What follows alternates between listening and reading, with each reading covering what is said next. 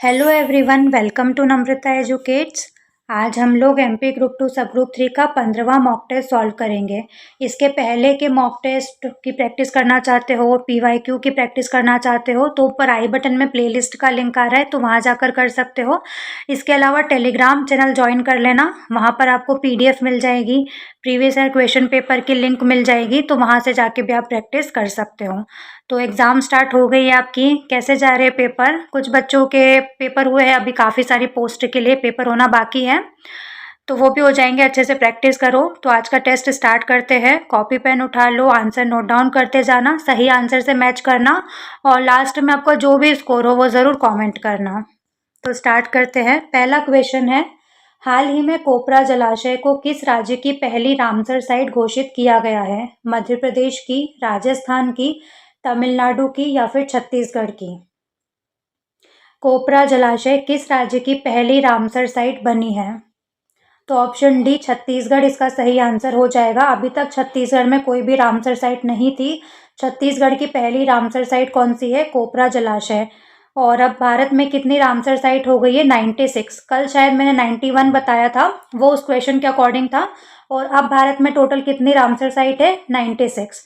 और 96 नंबर की Ramsar site कौन सी है? सिलीसेट झील, जो कि राजस्थान में है। मध्य प्रदेश में पहली रामसर साइट कौन सी थी? 2002 में भोजताल भोपाल की। सबसे ज्यादा रामसर साइट कहाँ पर है? तमिलनाडु में है, 20। नेक्स्ट क्वेश्चन पर चलते हैं। हाल ही में UNEP 2025 champions of the earth award किसे प्रदान किया गया है? सुप्रिया साहू को, पूर्णिमा बर्मन को, सौम्या स्वामीनाथन को या फिर रचना पुरी को? तो ऑप्शन ए इसका करेक्ट आंसर हो जाएगा। यूएनईपी 2025 का champions of the earth award Supriya Sahu को प्रदान किया गया है। यूएनईपी का फुल फॉर्म क्या होता है? यूनाइटेड नेशन एनवायरनमेंट प्रोग्राम, जिसकी स्थापना 5 जून 1972 को हुई थी और इसका मुख्यालय केन्या की राजधानी नैरोबी में है। 2025 का नोबेल शांति पुरस्कार किसे प्रदान किया गया है? सुषमा कितगावा को, लैजेस्लो क्रेसजना-होर्कोई को, मारिया कोरिना मैचाडो को या फिर मैरी ब्रुनकोव को? डोनाल्ड ट्रंप का नाम नहीं है। वो आस लगाए बैठे थे कि मुझे मिलेगा नोबेल शांति पुरस्कार, लेकिन उन्हें नहीं मिला है। ऑप्शन सी इसका करेक्ट आंसर हो जाएगा। 2025 का नोबेल शांति पुरस्कार किसे मिला है? मारिया कोरिना मैचाडो को। ये वेनेजुएला की पॉलिटिशियन है। इसी के साथ यहाँ पर मैंने सारे लिख दिए हैं। फिजिक्स के लिए किस किस को मिला है? John Martin, Michael Devot, John Clark. Chemistry के लिए किसको मिला है? इन तीनों को। मेडिसिन में किसको मिला है? लिटरेचर में किसको मिला है? नोबेल पीस प्राइज तो बता ही दिया है। और इकोनॉमी के लिए किसको मिला है? तो यहाँ से आप पढ़ लेना, स्क्रीनशॉट भी ले सकते हो। स्क्रीनशॉट ले लो।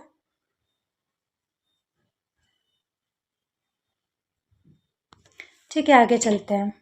अंतर्राष्ट्रीय ओलंपिक समिति की पहली महिला अध्यक्ष किसे नियुक्त किया गया है? क्रिस्टी कोवेंट्री को, नीता अंबानी को, बानू मुश्ताक को या फिर एंजेला जॉर्ज को? तो आज तक कोई भी महिला अध्यक्ष नहीं बनी थी। अंतर्राष्ट्रीय ओलंपिक समिति में पहली महिला अध्यक्ष कौन बनी है?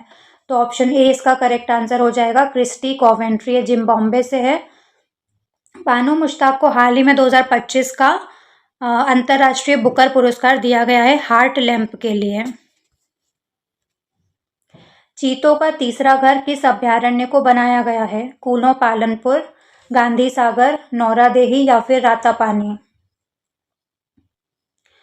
तो पहला कौन सा घर था चीतों का? कूनो पालनपुर को बनाया गया था। दूसरा गांधी सागर को। और इस क्वेश्चन में पूछा है तीसरा घर किसे बनाया गया है? तो ऑप्शन सी इसका करेक्ट आंसर हो जाएगा, नौरादेही अभयारण्य को। ये मध्य प्रदेश में है। मध्य प्रदेश में सती प्रथा का सबसे प्राचीन साक्ष्य निम्नलिखित में से किस अभिलेख से प्राप्त होता है? प्रयाग प्रशस्ति, एरन अभिलेख, एहोल अभिलेख या फिर जूनागढ़ अभिलेख? तो ऑप्शन बी इसका करेक्ट आंसर हो जाएगा, एरन अभिलेख। इसमें गोपराज जो हूणों के विरुद्ध युद्ध करते हुए मारे गए थे, उनकी पत्नी के सती होने का उल्लेख है। प्रयाग प्रशस्ति किसने लिखा है? हरिसेन ने, और इसमें किसकी उपलब्धियों का वर्णन है? समुद्रगुप्त की उपलब्धियों का इसमें वर्णन है। जूनागढ़ अभिलेख रुद्रदामन का है। मितावली का 64 योगिनी मंदिर, जिसके बारे में कहा जाता है कि इसने पुराने भारतीय संसद भवन के डिजाइन को प्रेरित किया था, किस राजवंश द्वारा बनवाया गया था? चंदेल राजवंश, कलचुरी राजवंश, कच्छप घात राजवंश या फिर परमार राजवंश? तो ऑप्शन सी इसका करेक्ट आंसर हो जाएगा, कच्छप घात राजवंश। इसके अलावा 64 योगिनी मंदिर चंदेल राजा, कलचुरी राजाओं ने भी बनवाए थे। मंदसौर की संधि किस वर्ष हस्ताक्षरित की गई थी, जिसने होलकरों को अंग्रेजों को महत्वपूर्ण क्षेत्र सौंपने के लिए मजबूर किया था? 1803 में, 1818 में, 1858 या फिर 1765? मंदसौर की संधि किस वर्ष हुई थी? तो ऑप्शन 20 का करेक्ट आंसर हो जाएगा, 1818 में हुई थी। विजयनगर साम्राज्य की आयंगर प्रणाली के तहत प्रत्येक गांव के प्रशासन के प्रबंधन के लिए कितने पदाधिकारियों को नियुक्त किया गया था?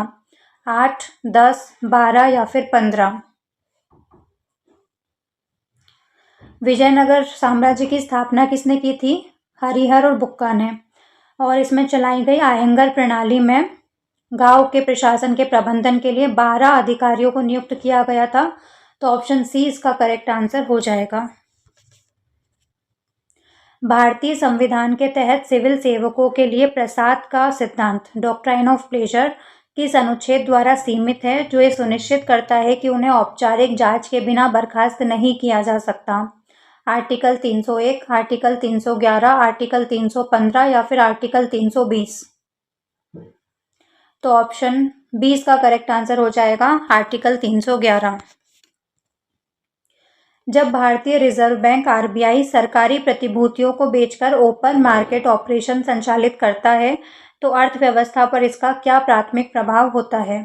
तरलता में वृद्धि होती है, ब्याज दरों में कमी आती है, अतिरिक्त तरलता का अवशोषण होता है या फिर निर्यात को बढ़ावा देना?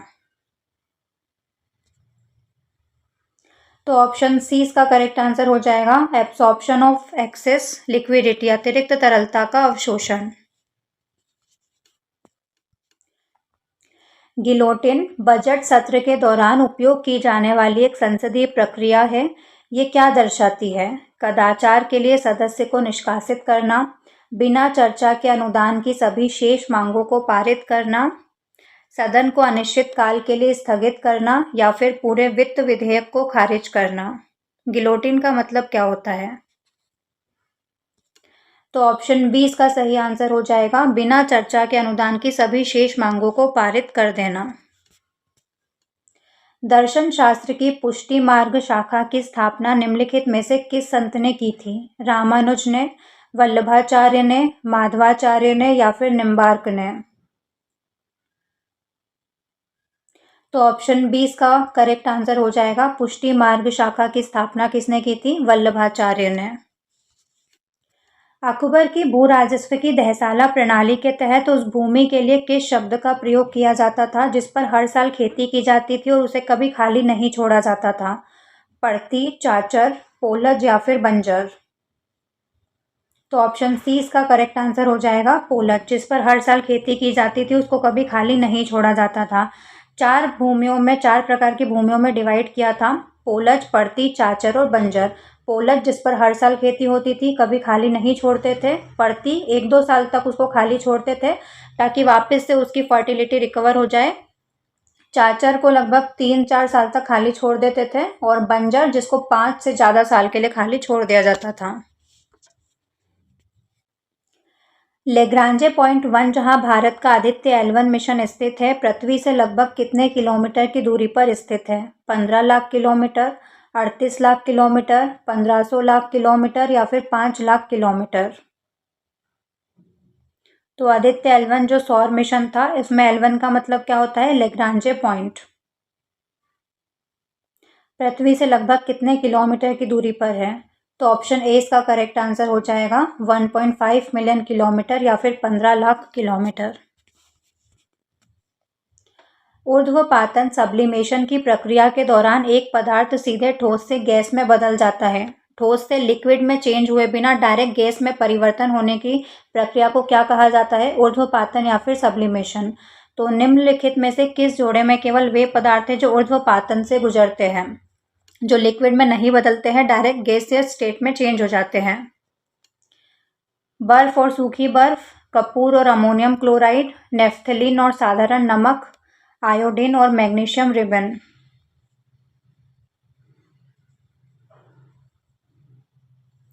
तो ऑप्शन 20 का करेक्ट आंसर हो जाएगा कैम्फर, कपूर और अमोनियम क्लोराइड, जो सब्लिमेशन की प्रोसेस से गुजरते हैं, जो लिक्विड में चेंज हुए बिना डायरेक्ट गैस में चेंज हो जाते हैं। अब इसमें ड्राई आइस भी इसी का एग्जाम्पल है, पर आइस नहीं है, इसलिए ये वाला ऑप्शन सही नहीं होगा। ऑप्शन सी में नेफ्थलीन भी सब्लिमेशन की प्रोसेस से गुजरता है, लेकिन नमक नहीं गुजरता है। और ऑप्शन डी में आयोडीन में भी सब्लिमेशन का प्रोसेस होता है, बट मैग्नीशियम रिबन में नहीं होता है। किस कोशिका अंगक को कोशिका की आत्मघाती थैली के रूप में जाना जाता है और अपने कार्य को करने के लिए इसमें मुख्य रूप से कौन सा एंजाइम पाया जाता है? Ribosome, proteinase, lysosome, hydrolase, mitochondria, ATP synthase या फिर गोल्जी बॉडी, ग्लाइकोसिल्ट्रेनफेरेस। तो ऑप्शन 20 का करेक्ट आंसर हो जाएगा लाइसोसोम हाइड्रोलेज एंजाइम इसमें पाया जाता है, जिसको सुसाइड बैक्स कहा जाता है।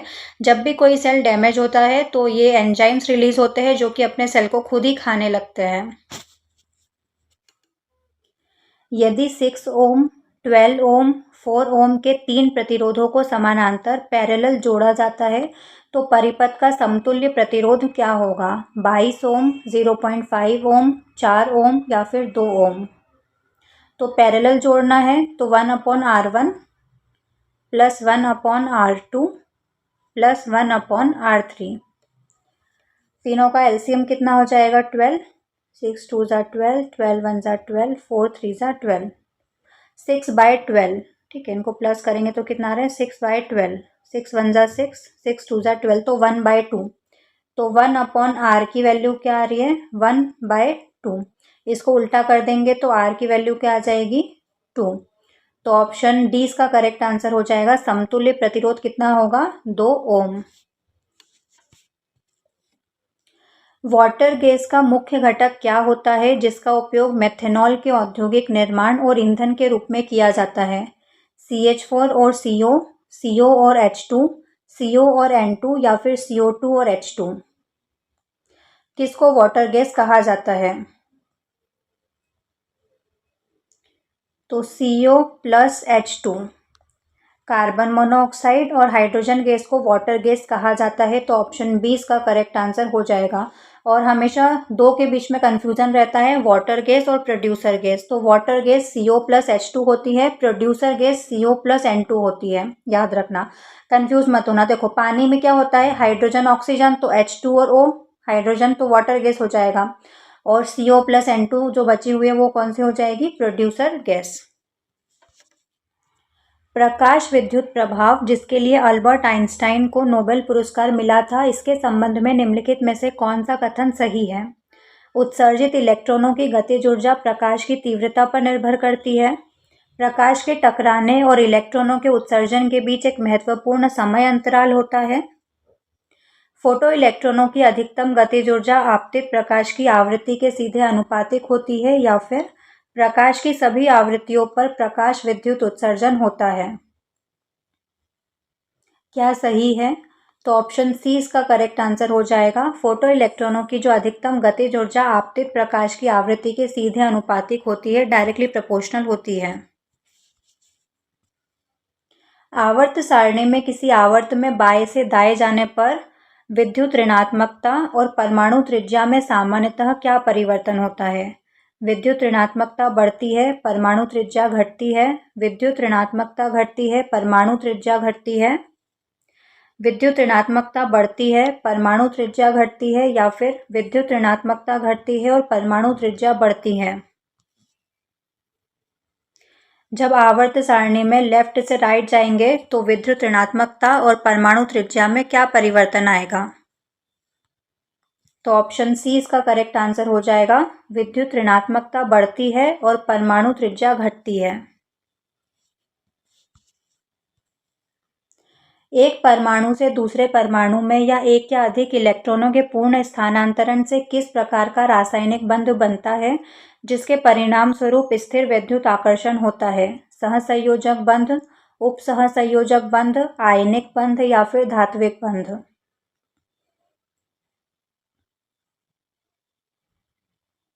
तो ऑप्शन सी आयनिक बंध इसका सही आंसर हो जाएगा। एक डीएनए अणु में यदि साइटोसिन का प्रतिशत 20% है तो चारगॉफ के नियम के अनुसार एडेनिन का प्रतिशत क्या होगा? 30%, 40%, 60% या फिर 80%? तो देखो, याद रखना, चारगॉफ के नियम के अनुसार एडेनिन और थाइमिन का प्रतिशत सेम रहता है और साइटोसिन और ग्वानिन का प्रतिशत सेम रहता है। साइटोसिन का 20% है तो ग्वानिन का भी कितना होगा? 20%। तो 20 और 20 40, तो यही हो गया। अब बचा कितना? 60%। तो 60 ये दोनों हो जाएगा, 30 ये और थाइमिन भी बराबर होता है तो 30 ये। तो एडेनिन का पूछा है तो 30%। तो ऑप्शन ए इसका करेक्ट आंसर हो जाएगा। आदर्श गैस से जुड़ी रुद्धोष्म प्रक्रिया के लिए निम्नलिखित में से कौन सा कथन सही है? तापमान स्थिर रहता है, प्रणाली और परिवेश के बीच ऊष्मा का कोई विनिमय नहीं होता है, दाब स्थिर रहता है या फिर आयतन स्थिर रहता है? तो ऑप्शन बी इसका करेक्ट आंसर हो जाएगा। प्रणाली और परिवेश के बीच ऊष्मा का कोई विनिमय नहीं होता है। मानव वृक्क किडनी की मुख्य संरचनात्मक और कार्यात्मक इकाई क्या है जो रक्त के निस्पंदन फिल्टरेशन के लिए जिम्मेदार होती है? न्यूरॉन, नेफ्रॉन, एल्वोलाई या फिर हेपेटिक कोशिका?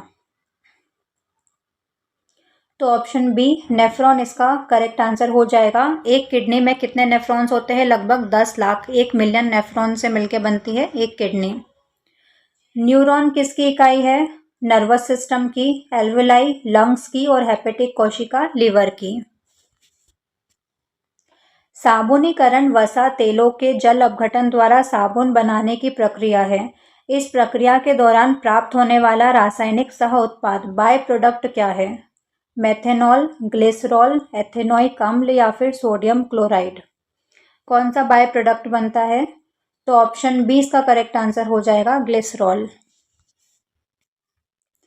पौधों के खाने योग्य भाग काफ़ी भिन्न होते हैं। लौंग जो क्लोव होती है उसके मामले में हम वास्तव में पौधे के किस भाग का सेवन कर रहे होते हैं? सूखा बीज, सूखी फूलों की कली, फल या फिर रूपांतरित जड़?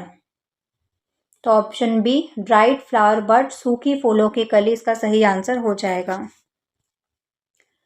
कौन सा सिद्धांत या नियम कहता है कि एक परमाणु में किन्हीं भी दो इलेक्ट्रॉनों के लिए चारों क्वांटम संख्याओं का सेट समान नहीं हो सकता?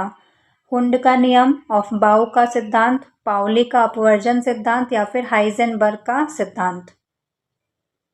तो ऑप्शन सी इसका करेक्ट आंसर हो जाएगा, पाउली का अपवर्जन सिद्धांत। ये कहता है कि एक परमाणु में किन्हीं भी दो इलेक्ट्रॉन्स के लिए चारों क्वांटम संख्याओं का सेट समान नहीं हो सकता, या तो +½ होगा या तो -½ होगा एक स्पिन में।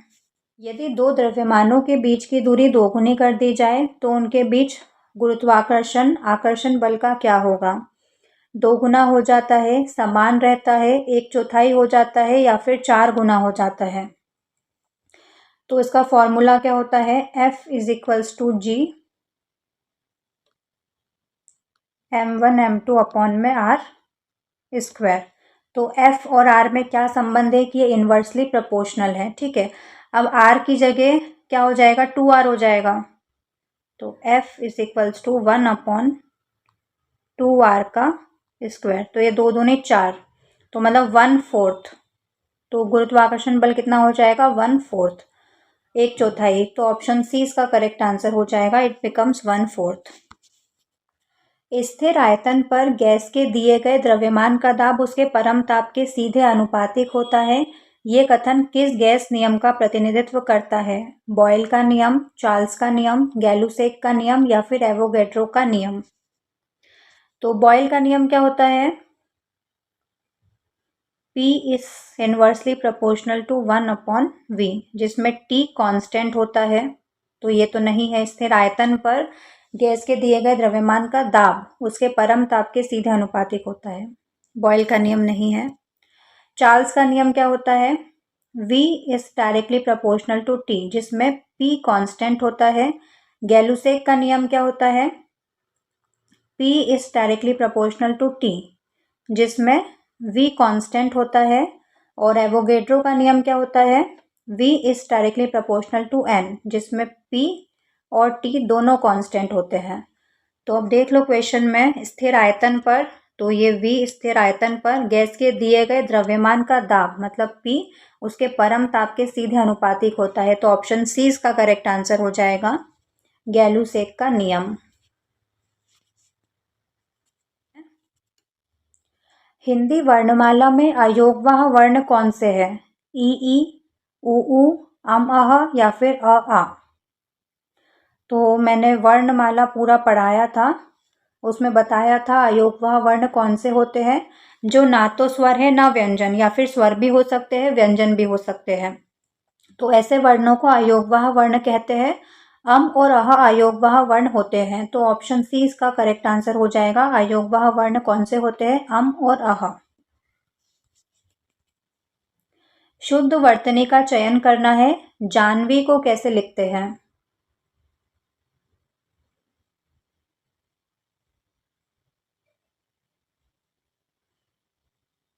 तो ऑप्शन सी इसका करेक्ट आंसर हो जाएगा, जानवी। पवित्र में प्रयुक्त संधि का नाम क्या है? पवित्र में कौन सी संधि है? गुण संधि, यण संधि, वृद्धि संधि या फिर अयादि संधि? तो पवित्र का संधि विच्छेद क्या होता है? पौ प्लस इत्र। पौ प्लस इत्र क्या होता है? पवित्र। अब यहाँ पर मैंने आपको ट्रिक भी बताई थी कि पवित्र का वर्ण विच्छेद करना, तो क्या होगा? प में से अ अलग हो गया, व में से ई अलग हो गया, और त्र में से त और र अलग हो गया। अब जब वर्ण विच्छेद करने पर अव, आव, अय या आय ऐसे कोई भी अक्षर आते हैं, तो वहां पर कौन सी संधि होती है? अयादि संधि। इसका वर्ण विच्छेद करने पर बीच में क्या आ रहा है? अव आ रहा है, अव। ठीक है, अव, आव, अय या आय, इनमें से कुछ भी आता है तो वहां पर अयादि संधि होती है। तो ऑप्शन डी इसका करेक्ट आंसर हो जाएगा, अयादि संधि। तपोवन में प्रयुक्त संधि का नाम क्या है? विसर्ग संधि, व्यंजन संधि, स्वर संधि या फिर इनमें से कोई नहीं? तपोवन में कौन सी संधि है? तो तपोवन का संधि विच्छेद क्या होता है? तपह प्लस वन। ये अह किस में चेंज हो जाता है? ओ में। तो यहाँ पर विसर्ग है तो इसमें विसर्ग संधि हो जाएगी। तो ऑप्शन ए इसका करेक्ट आंसर हो जाएगा। तपोवन में कौन सी संधि है? विसर्ग संधि। गिरीश का सही संधि विच्छेद क्या है? गिरी प्लस ईश, गिर प्लस ईश, गिर प्लस ईश, गिरी प्लस ईश।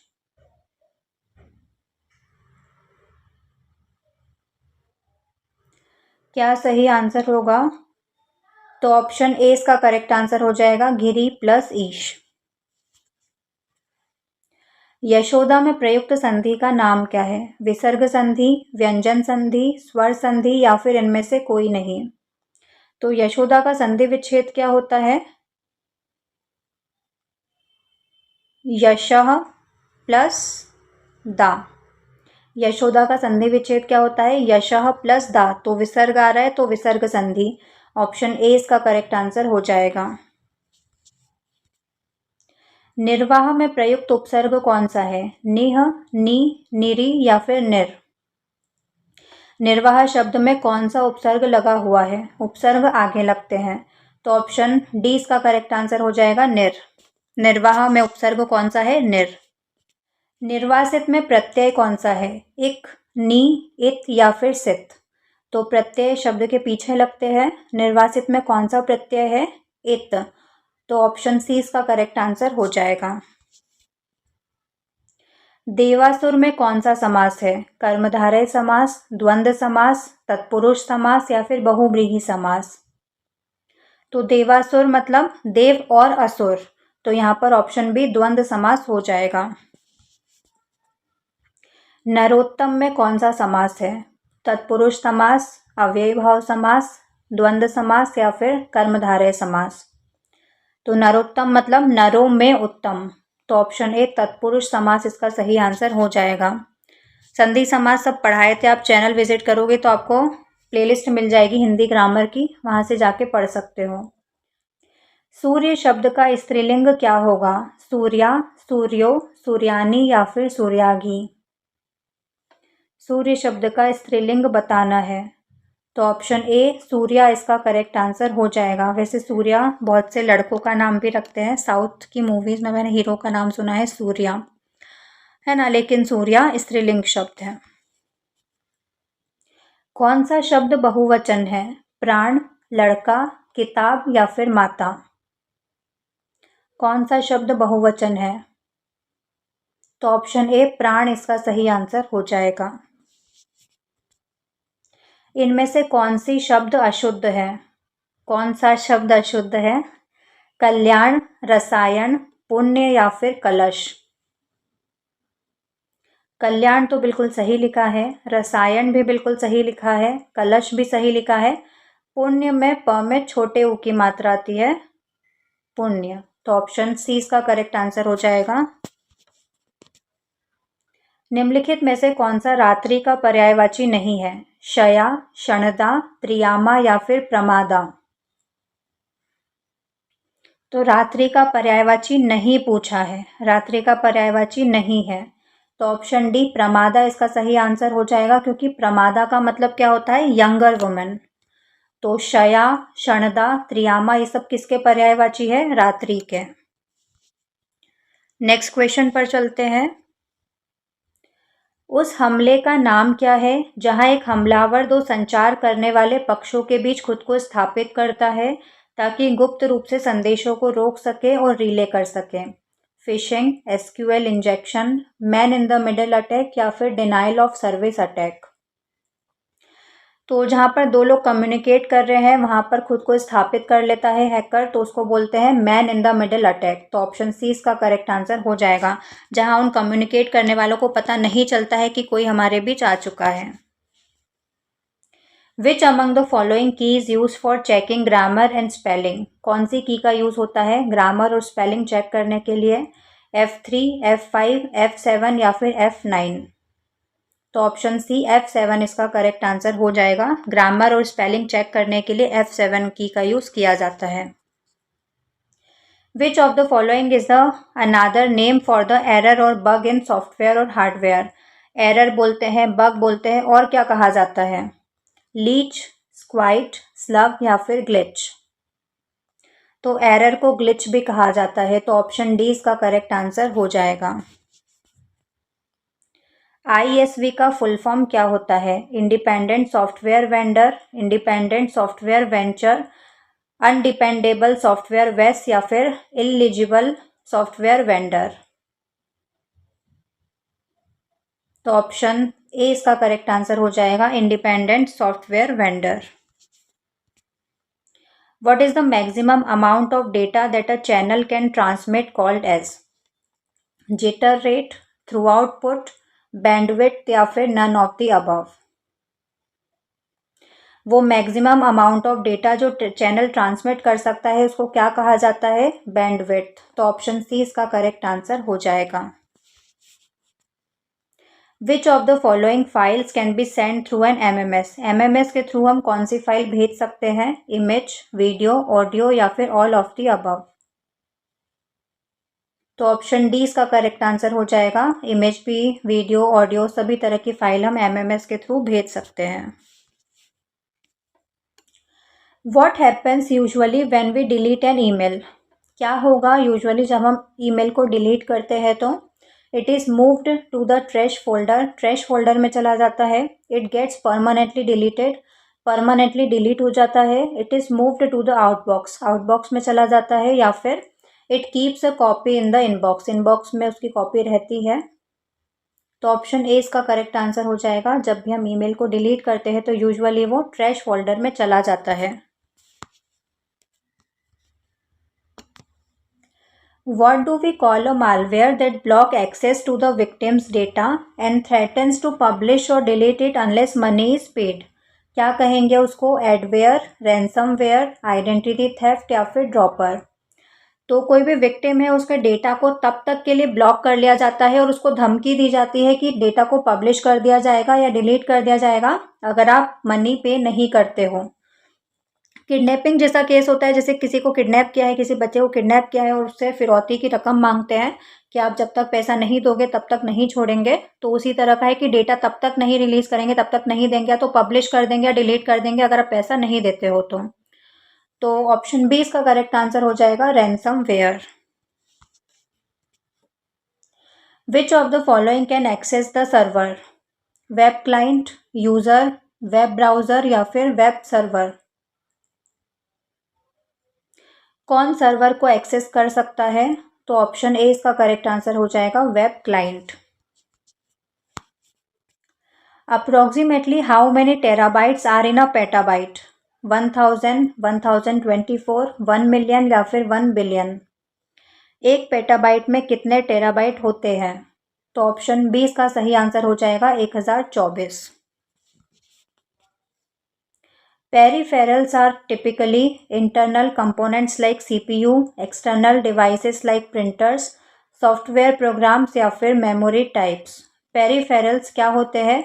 इंटरनल कंपोनेंट्स होते हैं जैसे कि सीपीयू, एक्सटर्नल डिवाइस होते हैं जैसे कि प्रिंटर, सॉफ्टवेयर प्रोग्राम होता है या फिर मेमोरी टाइप होता है। पेरिफेरल क्या होता है? तो ऑप्शन बी इसका सही आंसर हो जाएगा, external devices like printers. Peripheral device क्या होते हैं? जो अलग से जोड़े जाते हैं। एक्सटर्नल डिवाइसेस होते हैं जैसे कि printer. Which of the following is not an operating system? इन चारों में से कौन सा ऑपरेटिंग सिस्टम नहीं है? विंडोज, लाइनेक्स, फोटोशॉप या फिर मैक ओएस।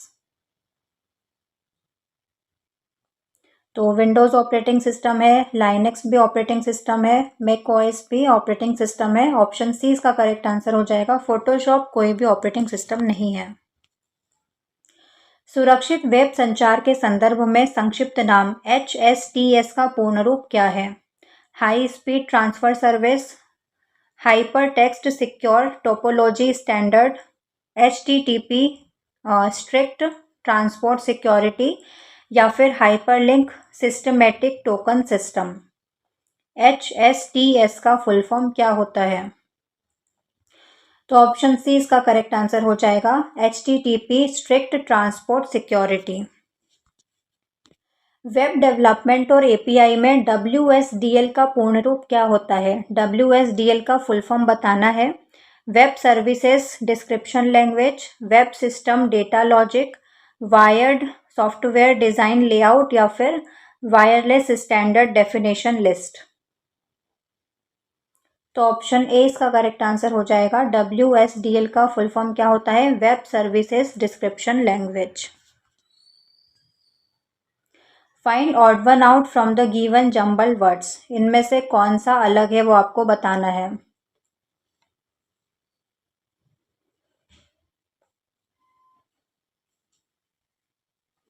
तो जम्बल वर्ड से लिखा हुआ है, लेटर की पोजीशन लिखने मत बैठ जाना कि L12 नंबर पर आता है या N14 नंबर पर आता है। जम्बल वर्ड से, ठीक है, इससे कोई मीनिंगफुल वर्ड बनेगा और उनमें से फिर जो अलग है उसको बताना है कौन सा अलग है। तो इससे क्या बन रहा है? एल्यूमिनियम। इससे क्या बन रहा है? स्टील। इससे क्या बन रहा है? कॉपर। इससे क्या बन रहा है? मंकी। और इससे क्या बन रहा है? निकल। तो एल्यूमिनियम, स्टील, कॉपर, निकल, ये सब तो क्या हो जाएंगे? मेटल्स हो जाएंगी। और मंकी अलग है इसमें, तो मंकी ऑप्शन ए इसका करेक्ट आंसर हो जाएगा, ये अलग है। In a certain code, 564 means study very hard, 736 means hard work pays, 423 means study and work. Which of the following is the code for work? Work के लिए कौन सा कोड है? तो देखो इन दोनों में वर्क आ रहा है, हार्ड वर्क पेस और स्टडी एंड वर्क। और नंबर कौन सा कॉमन है दोनों में? 3 दोनों में कॉमन है, तो ऑप्शन बी इसका करेक्ट आंसर हो जाएगा 3।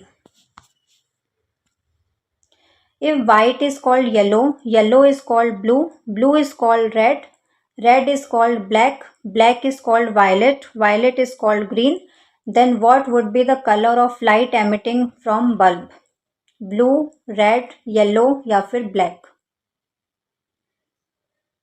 तो जो लाइट आती है उसका कलर क्या होता है? येलो होता है। अब येलो को क्या बोल रहे हैं? Blue. Yellow is called blue, तो ऑप्शन ए इसका करेक्ट आंसर हो जाएगा blue. If A and B means A is father of B, A star B means A is brother of B, $B means A is mother of B, then which of the following is correct about K, $T and M? M is brother of T, T is son of K, M is father of T या फिर K is mother of M? तो K $T क्या हो जाएगा? that K mother है T की, ठीक है। T एंड M क्या होगा? T is the father of M, तो M is brother of T, M T का ब्रदर नहीं है। T is the son of K, T is the son of K, तो ये बिल्कुल सही है।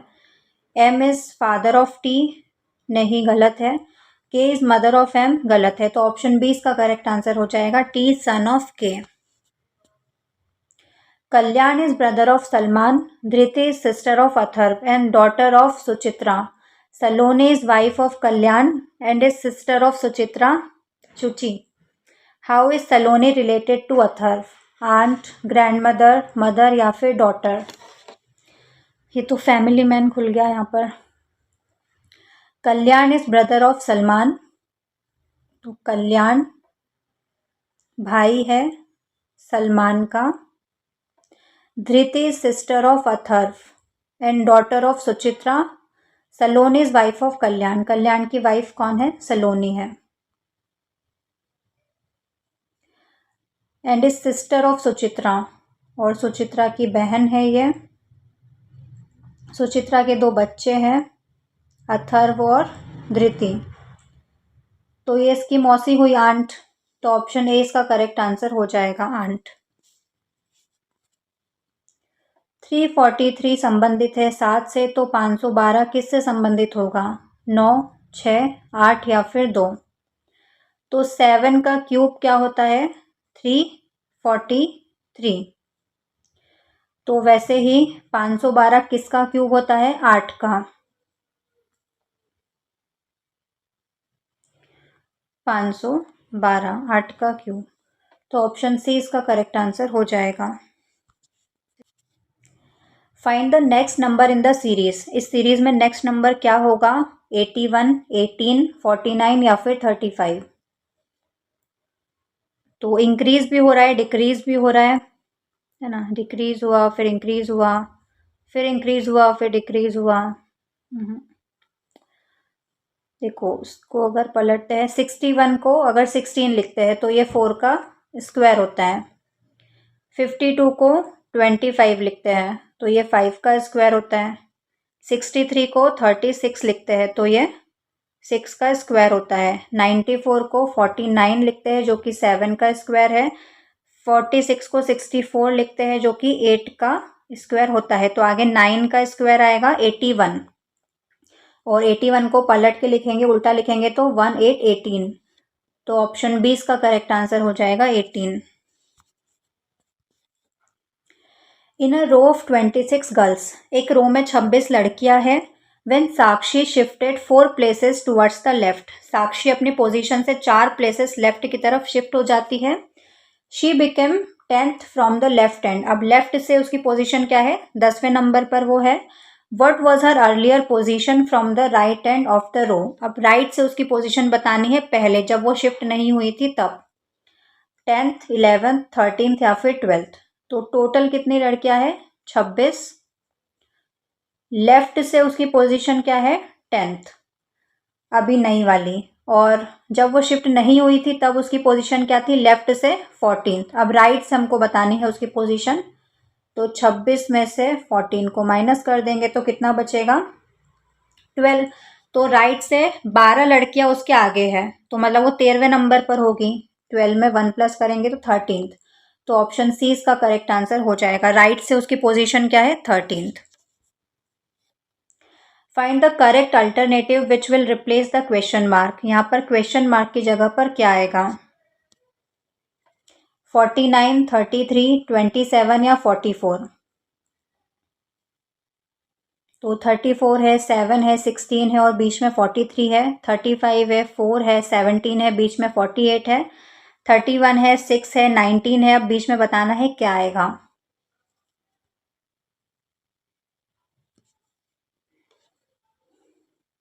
तो देखो क्या बन रहा है। 34 में 7 को प्लस किया तो 41 और फिर 16 नहीं। 34 में 7 को माइनस किया तो 27। 27 में 16 को प्लस किया तो 43। अच्छा, 34 में 7 को माइनस किया और 16 को प्लस किया। अब 35 में 4 को माइनस किया तो 31। 31 और 17 को प्लस किया तो 48। 31 में 6 को माइनस किया और ये क्या था 19। 19 को प्लस कर देंगे। 31 में 6 को माइनस करेंगे तो 25। 25 में 19 को प्लस करेंगे तो 44। तो ऑप्शन डी इसका करेक्ट आंसर हो जाएगा। Identify the wrong number in the series. इस सीरीज में गलत नंबर कौन सा है 0, 1, 1, 2, 3, 5, 8, 13, 20, 34। तो 8 गलत है, 20 गलत है, 13 गलत है या 34 गलत है। तो ये फिबोनाकी सीरीज है। फिबोनाकी सीरीज में जो अगला नंबर आता है वो अपने पहले दो नंबर का सम होता है। 0 से स्टार्ट किया है, यहाँ पर 1 है तो 1 और 0 1 है। 1 + 1 2, 2 + 1 3, 3 + 2 5, 5 + 3 8, 8 + 5 13, 13 + 8 21 होता है। तो 20 नहीं आएगा। तो ऑप्शन 20 का करेक्ट आंसर हो जाएगा, ये गलत है। Find the correct alternative which will replace the question mark. Question mark की जगह पर क्या आएगा 417, 444, 846 या फिर 284। तो बहुत ज़्यादा इंक्रीज है। तो 15 से 48 कैसे आया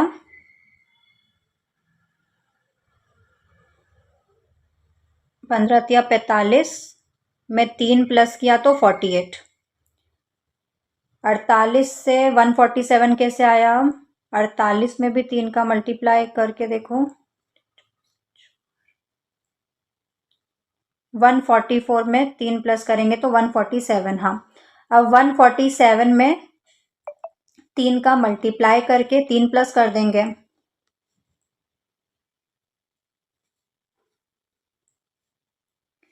तो 441 + 3 444। तो ऑप्शन 20 का करेक्ट आंसर हो जाएगा। इन अ सर्टेन कोड, एक कोड में क्लाउड को ENQWF लिखा जाता है, तो क्रैक को कैसे लिखा जाएगा। क्या सही आंसर होगा चारों में।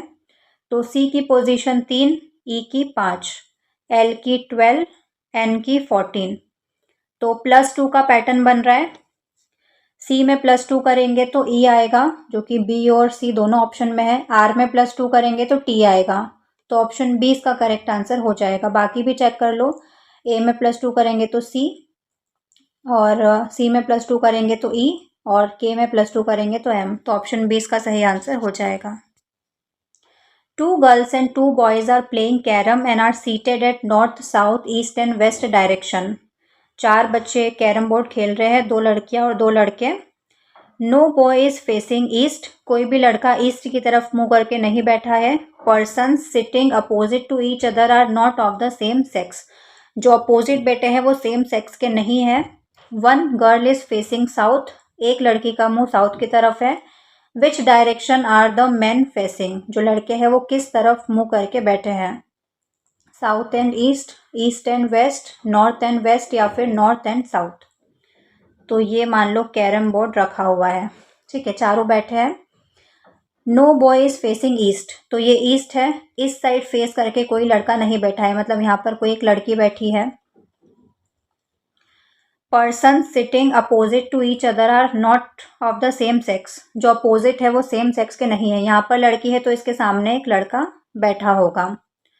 One girl is facing south, एक लड़की है साउथ की तरफ मुंह करके बैठी है, मतलब यहाँ पर होगी। Which direction are the men facing, तो दो लड़कियां यहाँ हो गई, एक बॉय यहाँ पर हो गया, तो एक बॉय यहाँ पर हो जाएगा। तो ये लड़का एक नॉर्थ की तरफ मुंह करके बैठा है और एक वेस्ट की तरफ, तो नॉर्थ और वेस्ट आ जाएगा। तो ऑप्शन सी इसका करेक्ट आंसर हो जाएगा। Determine which of the following conclusion are logically valid based on the given statement. Every animal is a mammal, every dog is an animal, no mammal is a rock. Conclusion क्या है?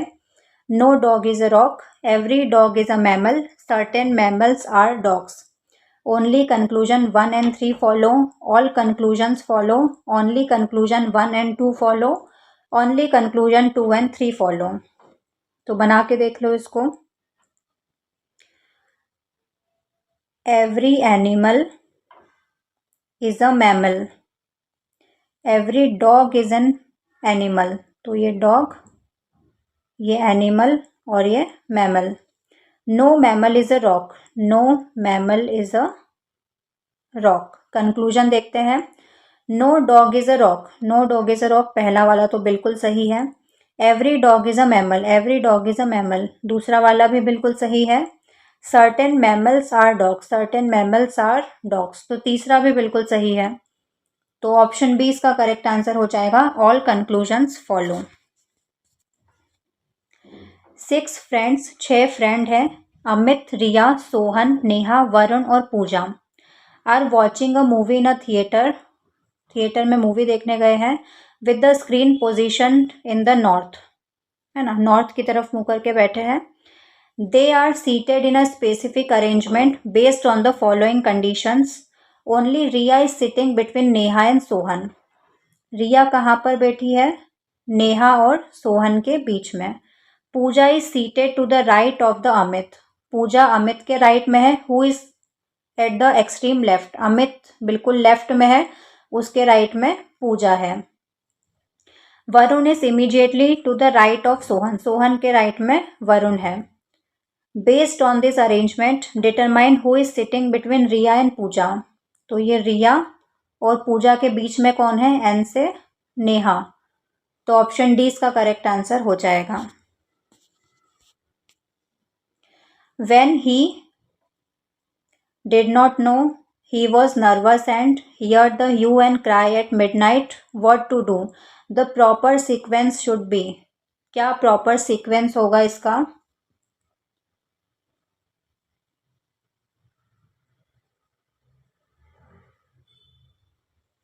When he heard the hue and cry at midnight, he was nervous and did not know what to do। तो क्या था? when he, are आएगा सबसे पहले, फिर Q आएगा, फिर पी आएगा, फिर एस आएगा, तो ऑप्शन ए इसका करेक्ट आंसर हो जाएगा। Policeman riding on motorcycle as guard to a VIP, उसको क्या कहेंगे? आउटराइडर्स, सर्वेंट्स, कमांडोज या फिर अटेंडेंट्स। तो ऑप्शन ए इसका करेक्ट आंसर हो जाएगा, Outriders. She says I am a bit busy today, इसका इनडायरेक्ट फॉर्म क्या होगा? She said that she was a bit busy that day, she said she is busy today, she says that she is a bit busy today, या फिर she is a bit busy today was said bye हर। तो option C इसका correct answer हो जाएगा, she says that she is a bit busy today. They said that they took the bus every day, इसका correct direct form क्या होगा? Indirect में है, इसे डायरेक्ट में चेंज करना है। That they took the bus every day was said by them, they said we take the bus, they said we took the bus every day, या फिर they said they take the bus every day. तो option D इसका correct answer हो जाएगा, they said they take the bus every day. He said she is taking medication weekly, इसका correct indirect form क्या होगा? That she is taking weekly medication was said by him, she is taking weekly medication he said that she was taking medication weekly, या फिर he said that weekly medication was being taken by हर। तो option C इसका correct answer हो जाएगा, he said that she was taking medication weekly. Jogging a kilometer uses the same number of calories as if you walk 2 kilometers. तो as if you walk की जगह पर क्या आएगा इन चारों में से? as walking, then to walk, then by walking, या फिर as though you walk। तो ऑप्शन ए इसका करेक्ट आंसर हो जाएगा, as walking। इसको अरेंज करना है। ICU and ventilator beds between September last year and inevitable second wave of COVID-19. The Narendra Modi government's decision to reduce oxygen and January this year despite experts predicting, Congress General Secretary Priyanka Gandhi Vadra questioned। इसको arrange करना है, क्या सही paragraph बनेगा?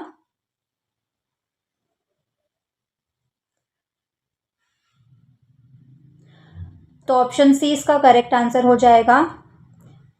Congress general secretary Priyanka Gandhi Vadra questioned the Narendra Modi government's decision to reduce oxygen, ICU and ventilator beds between September last year and January this year despite experts predicting an inevitable second wave of COVID-19. The doctor gave me a prescription dash my cough for with at या फिर to, क्या preposition आएगा यहाँ पर? तो option A इसका correct answer हो जाएगा, four. The doctor gave me a prescription for my कफ।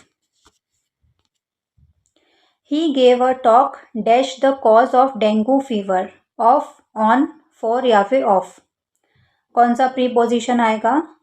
तो ऑप्शन बी इसका करेक्ट आंसर हो जाएगा, on. He gave a talk on the causes of dengue fever. Your admission into this university will be dependent on the marks you score in the entrance examination. Will be dependent की जगह पर क्या आएगा? Is depending, depends, will depend या फिर depending। तो option C इसका correct answer हो जाएगा, will depend। Merit is the only criteria which is adapted in the selection of candidates. Criteria which is adapted की जगह पर क्या आएगा? Criterion which is adapted, criterion that is adopted, criterion that is adapted या फिर criterion what is adopted। तो option B इसका correct answer हो जाएगा, criterion that is adopted। The organization aims to providing with satellite-based data on climate-relevant information with the highest possible levels of accuracy and reliability। To providing with की जगह पर क्या आना चाहिए?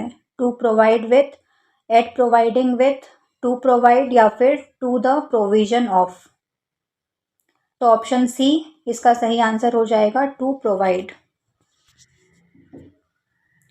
To smell a rat, what is the meaning of the given idiom? इस idiom का मतलब क्या होता है? To be suspicious, to chase a rat, to see a rat या फिर टू स्मेल फॉल। तो ऑप्शन ए इसका करेक्ट आंसर हो जाएगा, to smell a rat. Idiom का मतलब क्या होता है? To be suspicious. वेस्टर्नाइज का सिनोनियम बताना है। वेस्टर्नाइज मतलब पश्चिमीकरण। रोमेंटिसाइज, सिंक्रोनाइज, ऑक्सीडेंटलाइज या फिर ट्रैंक्विलाइज। तो ऑप्शन सी इसका करेक्ट आंसर हो जाएगा। वेस्टर्नाइज का सिनोनियम समानार्थी क्या होगा? ऑक्सीडेंटलाइज, पश्चिमीकरण।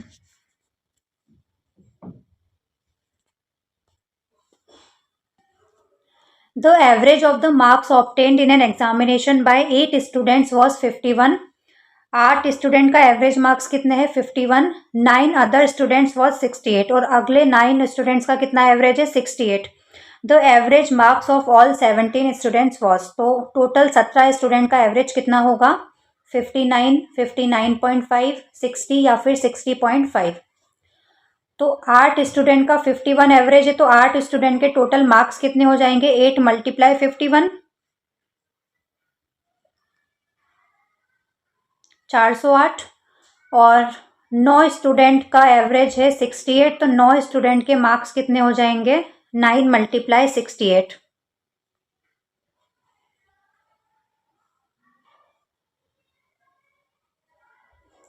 612। अब इन दोनों को प्लस करके 17 से डिवाइड कर देंगे तो टोटल 17 स्टूडेंट का एवरेज आ जाएगा। तो 408 में 612 को प्लस करेंगे तो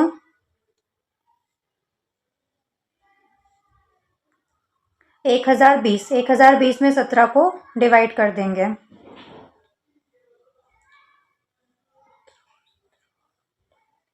अच्छा,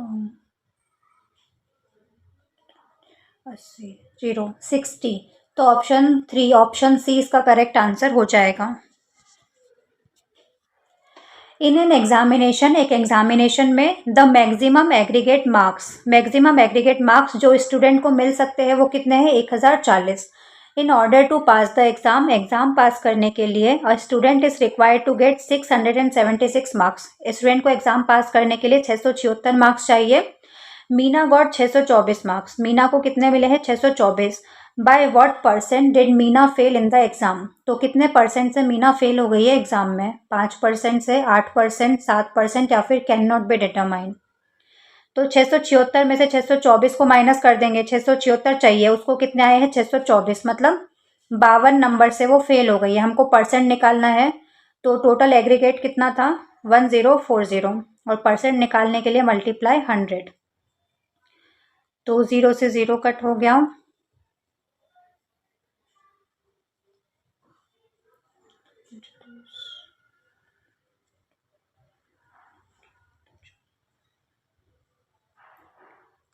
छब्बीस, 13 चौक 52, 4 2 5 10, 5%। तो ऑप्शन ए इसका करेक्ट आंसर हो जाएगा। 5% से वो फेल हो गई है।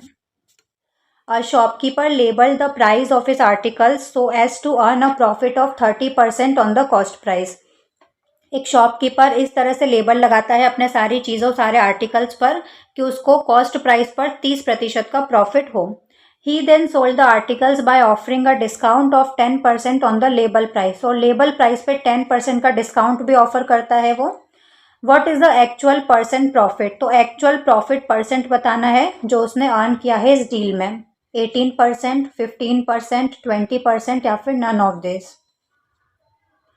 तो हम मान लेते हैं कॉस्ट प्राइस कितना है? 100 रुपये। कॉस्ट प्राइस हमने क्या मान लिया? 100 रुपये। तो उसका प्रॉफिट कितना हो जाएगा? प्रॉफिट प्राइस 130 रुपये। लेबल प्राइस कितना हो गया? 130 रुपये। 100 रुपये कॉस्ट प्राइस, उसका 30% प्रॉफिट का उसने लेबल लगाया, तो 130 रुपये। अब 10% का डिस्काउंट दिया इस पर, तो 130 पर 10% का डिस्काउंट, मतलब 13 रुपये का डिस्काउंट दिया, तो 130 में से 13 को माइनस करेंगे तो 117 बचेगा। तो 117 माइनस 100 अपॉन में 100 मल्टीप्लाई 100% निकालने के लिए। 100 से 100 कट गया, 117 में 100 गए तो 17%। तो एक्चुअल प्रॉफिट परसेंट क्या है? 17%, जो कि ऑप्शन में है ही नहीं। तो ऑप्शन डी इसका करेक्ट आंसर हो जाएगा, none of these. Next question पर चलते हैं। Bank offers 5% compound interest calculated on half yearly basis. Compound interest कैसे कैलकुलेट हो रहा है? हाफ ईयरली बेसिस पर। हाफ ईयरली बेसिस पर कैलकुलेट होता है तो रेट परसेंट आधा हो जाता है, टाइम डबल हो जाता है। A customer deposit ₹1600 each on 1 January and 1 जुलाई। 1600 रुपये ईच, मतलब 1 जनवरी को भी 1600 जमा किए और 1 जुलाई को भी 1600। तो प्रिंसिपल अमाउंट कितना हो जाएगा? 1600। At the end of the year के एंड में the amount he would have gained by the way of interest कितना मिलेगा उसको? 120 रुपये, 121 रुपये, 122 रुपये या 123 रुपये। तो फॉर्मूला लगा देते हैं। A is equals to amount कितना हो जाएगा? P into 1 plus R upon 100 की power n, plus P 1 plus R upon 100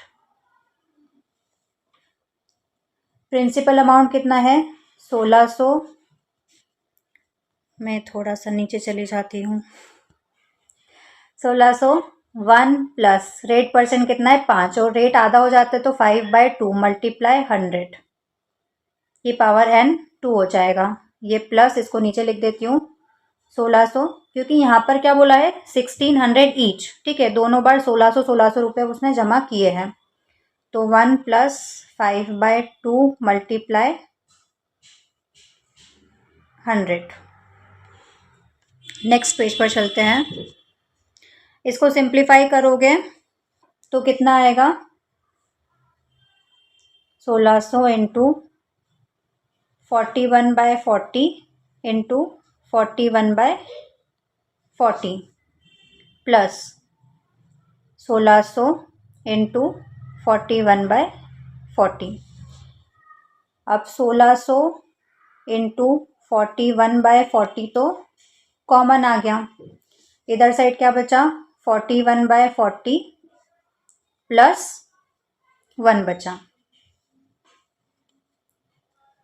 ये कितना हो जाएगा 1600 इंटू 41 अपॉन में 40।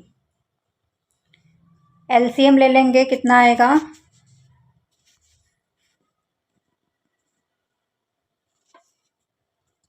40, ठीक है, तो 41 प्लस 40 अपॉन 40, 1600 इंटू 41 अपॉन में 40, और ये कितना आएगा 41 और 40 कितना हो जाएगा 81 अपॉन में 40। ये 0 से 0 कट गया, ये 4 चौक 16 से 16 कट गया। अब 81 और 41 को मल्टीप्लाई करेंगे तो कितना आएगा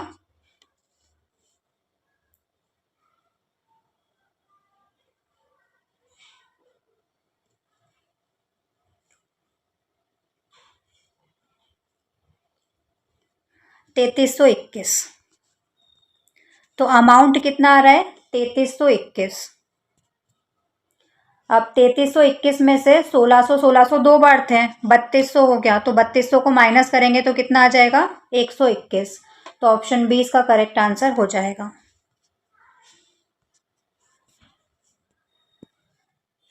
ये एक सीरीज है 3, 219, 344, 408, फिर क्वेश्चन मार्क 443 और 444। क्वेश्चन मार्क की प्लेस पर क्या आएगा 416, 435, 423 या फिर 428। तो 219 में से 3 को माइनस करेंगे तो क्या आएगा 216, जो कि 6 का क्यूब होता है। 344 में से 219 को माइनस करेंगे तो 125 आएगा, जो कि 5 का क्यूब होता है। 408 में से 344 को माइनस करेंगे तो 64 आएगा, जो कि 4 का क्यूब होता है। अब क्वेश्चन मार्क है तो 408 में 6 हो गया, 5 हो गया, 4 हो गया, 3 का क्यूब प्लस कर देंगे, 3 का क्यूब क्या होता है 27, 27 को प्लस करेंगे 408 में तो क्या आएगा 435। तो ऑप्शन बी इसका करेक्ट आंसर हो जाएगा 435। The ratio of monthly income of Sneha Tina Aakriti. Sneha Tina आकृति की मंथली इनकम का रेशियो कितना है 95, 110, 116। इफ स्नेहाज एनुअल इनकम, अगर स्नेहा की एनुअल इनकम कितनी है 3,42,000, then what is Aakriti's annual income. तो आकृति की एनुअल इनकम बतानी है 3,96,900, 5,63,500, ये 0 नहीं आएगा, ज़्यादा हो गया है, 4,17,600 या फिर 3,88,000 उसकी एनुअल इनकम है। तो इनकी रेशो कितना है मंथली इनकम का, स्नेहा का 95x, टीना का 110x और आकृति का है 116x। अब इसमें से स्नेहा की एनुअल इनकम दी हुई है 3,42,000 रुपये। तो स्नेहा की मंथली इनकम कितनी थी 95x, उसमें 12 का गुणा कर देंगे तो उसकी एनुअल इनकम आ जाएगी, जो कि है 3,42,000। यहाँ से x की वैल्यू निकाल लेंगे तो x इज इक्वल्स टू 3,42,000 ये दोनों इसके अपॉन में चले जाएंगे, 95 इंटू 12। अब इसको सॉल्व करने की ज़रूरत नहीं है, हम इसको डायरेक्ट सॉल्व करेंगे। आकृति की निकालनी है तो आकृति की मंथली इनकम कितनी है, 116x। उसकी एनुअल निकालनी है तो 12 से गुणा कर देंगे, तो 116 इंटू यहाँ पर x की वैल्यू रख देंगे। x की वैल्यू क्या है, 3,42,000 अपॉन में 95 इंटू 12। 3,42,000 अपॉन में 95 इंटू 12 और ये ऊपर मल्टीप्लाई में 12। तो 12 से 12 कैंसिल हो गया। अब इसको सिंप्लीफाई कर लो, सॉल्व कर लो, कितना आएगा। तो ये 95 से कैंसिल हो जाएगा, 95 वन ज़ा 95 और 95 से 36 टाइम में जाएगा ये 3420 और लास्ट में 20 लग जाएगी। अब 3600 में 116 को गुणा करेंगे तो क्या आएगा, 36 में 116 को गुणा कर दो, लास्ट में 20 लगा देना।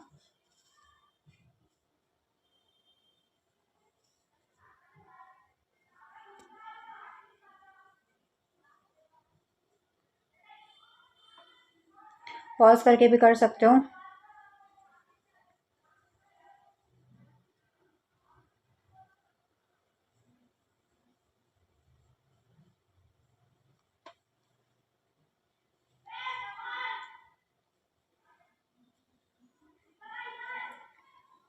₹4,17,600।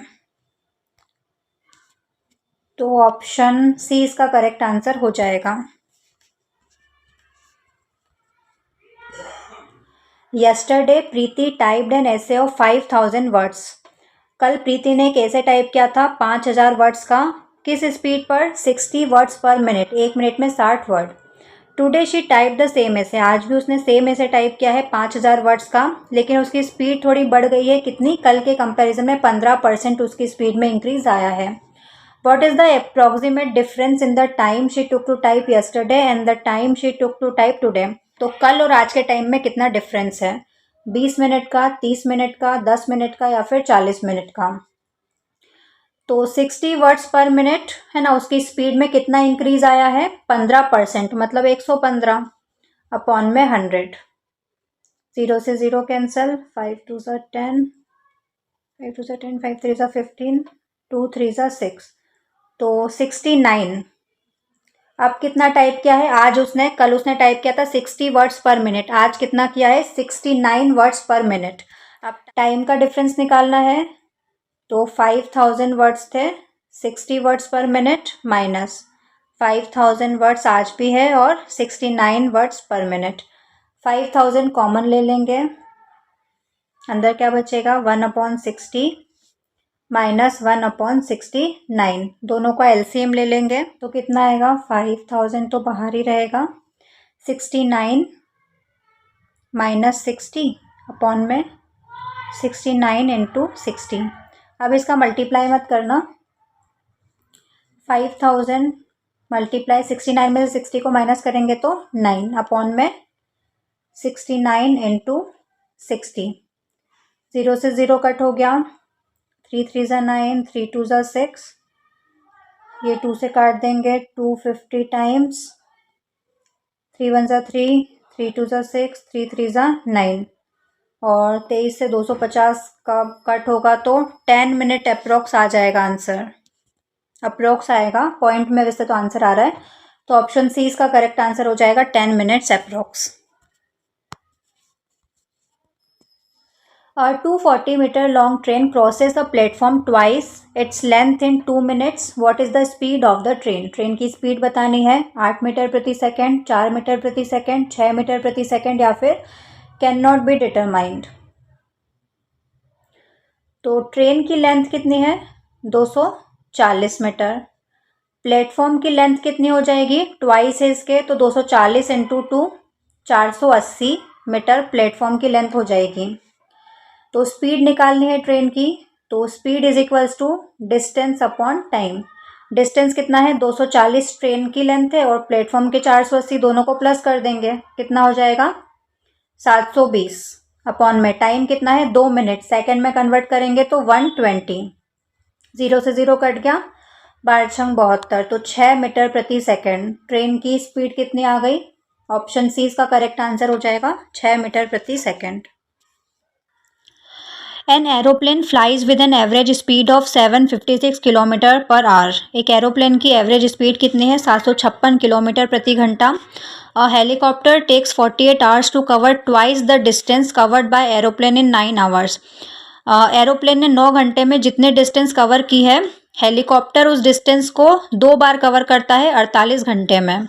How much distance will the helicopter cover in 18 hours. तो हेलीकॉप्टर 18 घंटे में कितने डिस्टेंस कवर करेगा, ये आपको बताना है। Assuming that flights are non stop, flights non stop है और मूविंग विथ यूनिफॉर्म स्पीड के साथ वो जारी है। 5010 किलोमीटर, 4875 किलोमीटर, 5760 किलोमीटर या फिर 5103 किलोमीटर। तो देखो, सबसे पहले डिस्टेंस निकाल लेंगे एरोप्लेन का। एरोप्लेन का डिस्टेंस कितना हो जाएगा? Speed into time. स्पीड कितनी है? 756 इंटू टाइम कितना है? 9 घंटे। मल्टीप्लाई करेंगे तो कितना आएगा?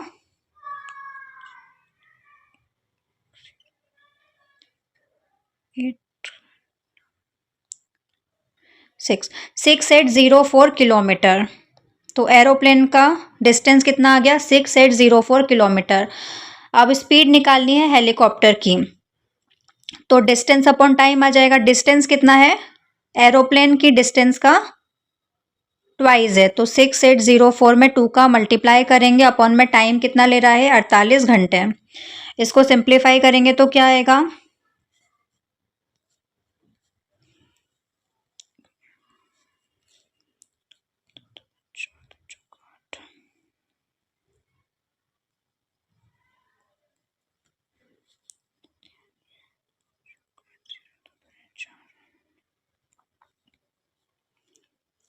बारह से डायरेक्ट कट कर देते हैं।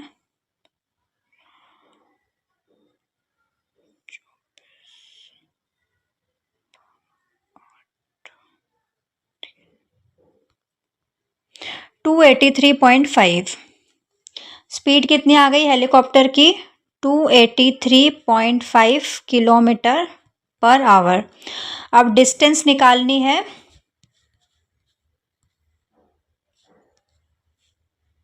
हेलीकॉप्टर की कि वो 18 घंटे में कितने डिस्टेंस कवर करेगा इस स्पीड के साथ। तो distance is equals to speed into time. Speed कितने है? 283.5 इंटू टाइम कितना है? 18 घंटे। मल्टीप्लाई करेंगे तो कितना आएगा?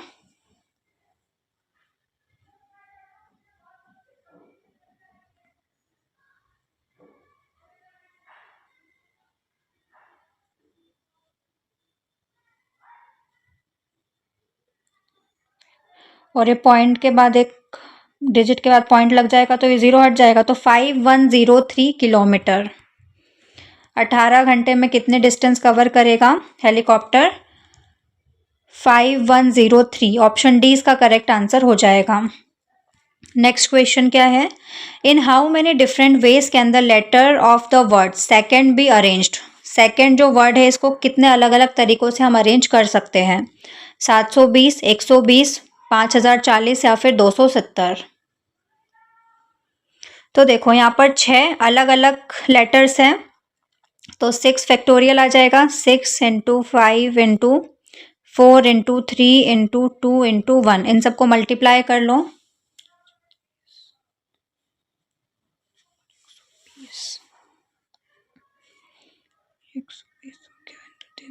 6 तो 720। ऑप्शन ए इसका करेक्ट आंसर हो जाएगा। जो वर्ड सेकंड है इसको हम 720 अलग अलग तरीकों से अरेंज कर सकते हैं। The radius of a circular field is equal to the side of the square field whose perimeter is 784 feet. What is the area of the circular field? तो circular field का एरिया बताना है कितना होगा। तो ये सर्कल है, इसका रेडियस और ये स्क्वायर है, इसकी साइड दोनों बिल्कुल इक्वल है। स्क्वायर का पेरीमीटर दिया हुआ है 784, तो इसकी साइड निकाल लेंगे।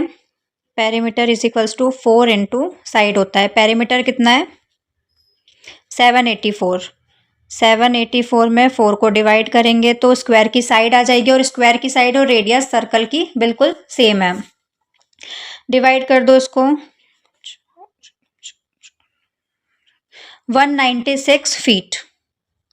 साइड कितनी आ गई स्क्वायर की? 196, और 196 से रेडियस हो जाएगी, तो एरिया निकाल देंगे सर्कल का, पाई आर स्क्वायर। पाई की वैल्यू 22/7, रेडियस कितनी है? 196 इंटू 196। सिंप्लीफाई कर लो इसको, क्या आएगा?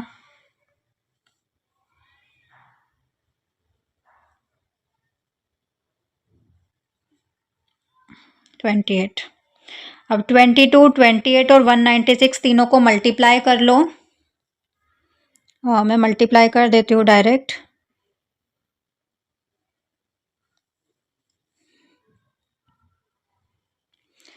तो इसका आंसर आएगा 120,736। 120,736 ऑप्शन बी इसका करेक्ट आंसर हो जाएगा। ए एक कार्य को 12 दिनों में पूरा कर सकता है, बी उसे 18 दिनों में पूरा कर सकता है। यदि वो 4 दिनों तक साथ मिलकर काम करते हैं तो काम का कितना हिस्सा शेष रह जाएगा? 4/9, 5/9, 1/3 या फिर 2/3। तो ए का एक दिन का काम कितना हो जाएगा? 1/12। बी का एक दिन का काम कितना हो जाएगा? 1/18। दोनों का एक दिन का काम कितना हो जाएगा? ए प्लस बी का एलसीएम ले लेंगे, 36 आ जाएगा, और ये 5/36। तो ए और बी का एक दिन का काम कितना हो जाएगा? 5/36। और दोनों ने 4 दिन तक साथ में काम किया है, तो दोनों का 4 दिन का काम कितना हो जाएगा? मल्टीप्लाई 4 कर देंगे, 4×9 = 36, 5/9। दोनों का 4 दिन का काम 5/9। तो टोटल काम अगर एक था, उसमें से 5/9 दोनों ने 4 दिन में काम कर लिया है, तो कितना बचा है? 9 - 5, 4/9। तो ऑप्शन ए इसका करेक्ट आंसर हो जाएगा। 4/9 काम शेष बचा है। दो संख्याओं का अनुपात 3:5 है। यदि प्रत्येक में से 9 को घटा दिया जाए तो 12:23 के अनुपात में हो जाती है। तो दूसरी संख्या हमको बताना है क्या है? 52, 55, 60 या फिर 65। तो दोनों संख्याओं का अनुपात है, तो 3x और 5x हो जाएंगी दोनों संख्याएं। दोनों में से 9 को घटा दिया गया है। अब रेशो कितना हो गया है? 12/23। क्रॉस मल्टीप्लाई कर देंगे, 23 दिया 69x माइनस 23 में 9 को मल्टीप्लाई करेंगे तो 207 इज इक्वल्स टू 12×5 60x और 12×9 108। 69x में से 60x को माइनस करेंगे तो 9x आएगा, इज इक्वल्स टू ये 207 को उधर ले जाके प्लस करेंगे, और एक माइनस का है तो माइनस हो जाएगा, तो 99। और 9 एकम 9, 9 एकम 9, तो x की वैल्यू क्या आ गई? 11। अब दूसरी संख्या बतानी है। दूसरी संख्या क्या थी? 5x। 5 × 11 करेंगे तो 55। तो ऑप्शन बी इसका करेक्ट आंसर हो जाएगा। तो इसी के साथ आपका लास्ट क्वेश्चन था और आपका आज का मॉक टेस्ट कंप्लीट हो गया है। कोई भी डाउट हो तो कमेंट्स में पूछ सकते हो। इसका पीडीएफ आपको टेलीग्राम चैनल पर मिल जाएगा। टेलीग्राम चैनल का लिंक आपको डिस्क्रिप्शन बॉक्स में मिल जाएगा। आपका जो भी स्कोर रहा हो आज का वो ज़रूर कमेंट करना। वीडियो पसंद आया हो तो लाइक करना, सब्सक्राइब करना, बेल आइकन ज़रूर प्रेस कर देना, ताकि और भी जो वीडियोज़ आने वाले हैं उनकी नोटिफिकेशन आप तक पहुंच जाए। और स्क्रीन पर देखो एमपी ग्रुप 2 सब ग्रुप 3 की प्लेलिस्ट शो हो रही है, तो वहाँ जाकर सारे वीडियोज़ देख सकते हो, सारे मॉक टेस्ट, पीवाईक्यू वगैरह। और जिन भी बच्चों के एग्ज़ाम चल रहे हैं तो उनके लिए ऑल द बेस्ट। कल भी आपका एग्ज़ाम है, अच्छे से एग्ज़ाम देना, बिल्कुल फ्री माइंड होकर रिलैक्स होकर एग्ज़ाम देना है। लाइफ नहीं है, सिर्फ एक एग्ज़ाम है। ठीक है, तो आज के लिए बस इतना ही। हम मिलते हैं नेक्स्ट वीडियो में। जय हिंद।